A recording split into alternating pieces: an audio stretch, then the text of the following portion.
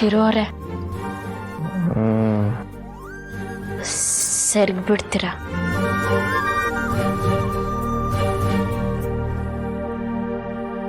ಚಿರೋರೆ ಎದೆಲಿ time ಆಯ್ತು, ಹೇಳ್ದಿ.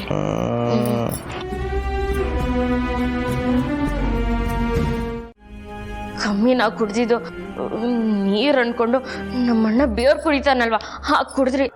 ನೀವೇನು ಕಡಿಮೆ ಅಲ್ಲ ಬಿಡಿ, ಬಾಯಾರಿಕೆ ದಾಹ ಬಾಯಿ ಒಣಗ್ತಿದೆ ಅನ್ಕೊಂಡು ಬಾಟ್ಲನ್ನೇ ಖಾಲಿ ಮಾಡಿದ್ರು. ಆ ನೀರಿಗೆ ನೀವೇ ಎಣ್ಣೆ ಬೆಳೆಸಿದ್ದು ಅಂತ ನಂಗೆ ಅನುಮಾನ. ನಾನು ಯಾಕ್ರಿ ಅಂತ ಕೆಲಸ ಮಾಡಲಿ?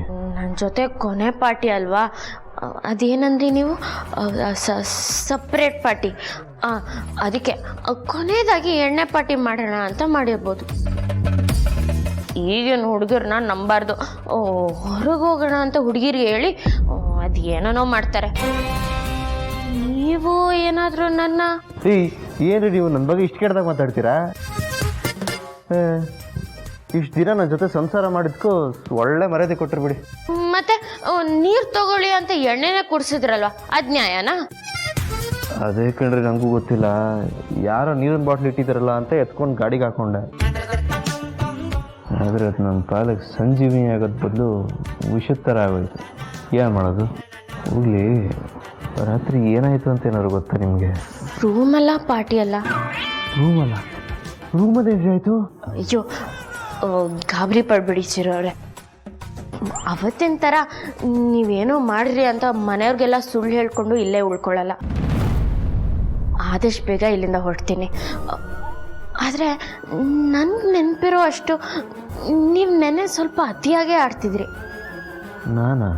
ಹ್ಞೂ, ಜಾಸ್ತಿ ಕುಡ್ದಿದ್ರಲ್ವಾ, ಅದಕ್ಕೆ ಅನಿಸುತ್ತೆ. ನೀವೇನು ಕಮ್ಮಿ ಕುಡಿದ್ರ?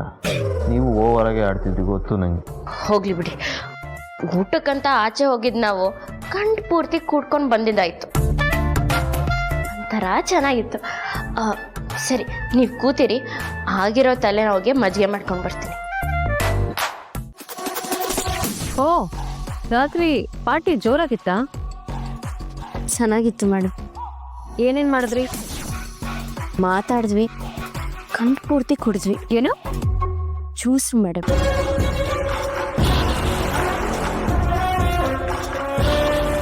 ಆಮೇಲೆ ಏನಾಯ್ತು? ಆಮೇಲೆ ಏನು, ನಾನು ಅವರು ಹೇಗೆ ಖುಷಿಯಿಂದ ಹೋದ್ವೋ ಹಾಗೆ ಖುಷಿಯಿಂದ ವಾಪಸ್ ಬಂದ್ವಿ. ನೆನ್ನೆ ನಡೆದಿದ್ದನ್ನ ನಾನು ಕೊನೆವರೆಗೂ ಮರೆಯಲ್ಲ. ನಾನು ಕೇಳ್ತಿರೋದು ಡಿವೋರ್ಸ್ ಪೇಪರ್ಸ್ಗೆ ಸೈನ್ ಮಾಡುತ್ತೀಯಾ ಅಂತ. ಓ, ಅದಾ? ನೇರವಾಗೇ ಕೇಳ್ಬೋದಿತ್ತಲ್ವಾ ಮೇಡಮ್? ಯೋಚನೆ ಮಾಡಿಬಿಡಿ, ಸೈನ್ ಮಾಡಿದ್ದೀನಿ. ಗುಡ್. ಚಿರು ಭವಿಷ್ಯದ ಬಗ್ಗೆ ಇಷ್ಟಾದರೂ ಕಾಳಜಿ ಇದೆಯಲ್ಲ? ಯಾವಾಗಲೂ ಚೆನ್ನಾಗಿರಬೇಕು ಅನ್ನೋದೇ ನನ್ನ ಉದ್ದೇಶ ಮೇಡಮ್. ಅದಕ್ಕೋಸ್ಕರ ನನ್ನ ಜೀವ ಬೇಕಿದ್ರೂ ಕೊಡ್ತೀನಿ. ಕಲಿಯುಗದ ಸತಿ ಸಾವಿತ್ರಿ ಬಿಡಮ್ಮ. ನೀವು ಅಂದ್ಕೊಂಡಾಗೆ ಎಲ್ಲ ಆಯ್ತಲ್ವಾ ಮೇಡಮ್? ಈಗ ಸಂತೋಷನಾ? ಸಂತೋಷ ಪಡೋಕ್ಕೆ ನಾನೇನು ಯುದ್ಧ ಗೆದ್ದಿದ್ದೀನ?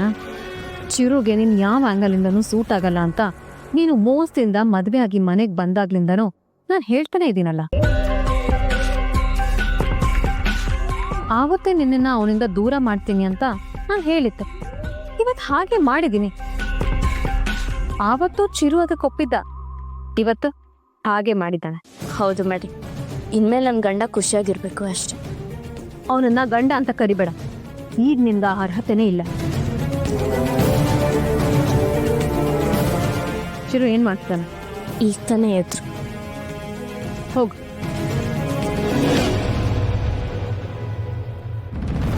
Emotional fool. ಕೊನೆಗೂ ಇವಳನ್ನ ಚಿರುವಿಂದ ದೂರ ಮಾಡೋ ನನ್ನ ಪ್ಲಾನ್ ಸಕ್ಸಸ್ಫುಲ್ ಆಯ್ತು. ಇಷ್ಟು ದಿನ ಈ ಮನೇಲಿ ಏನಾಗಬಾರ್ದು ಅಂದ್ಕೊಂಡಿದ್ನೋ ಅದೇ ಆಗ್ತಾ ಇದೆ. ಇದನ್ನು ಹೇಗಾದರೂ ಮಾಡಿ ತಡಿಲೇಬೇಕು. ಆಗಲೇ ಸೌಂದರ್ಯನ ಅಹಂಕಾರ ಇಳಿಸೋಕ್ಕಾಗದು.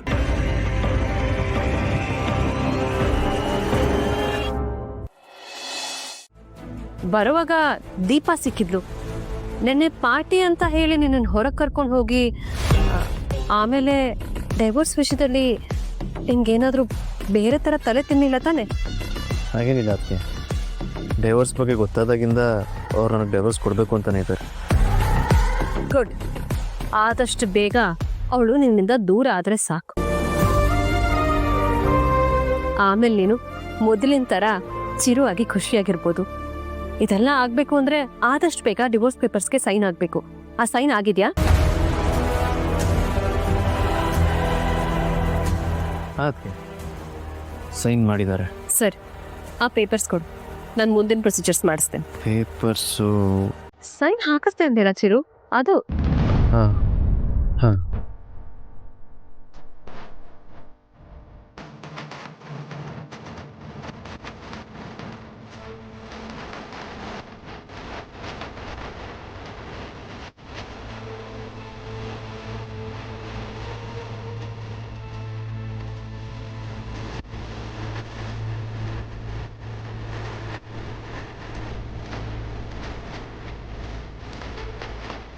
ಏನ್ ಚಿರು, ಅಷ್ಟು ಇಂಪಾರ್ಟೆಂಟ್ ಪೇಪರ್ಸ್ ಎಲ್ಲಿಟ್ಟಿದೆ ಅಂತ ಮರ್ತೋಯ್ತಾ?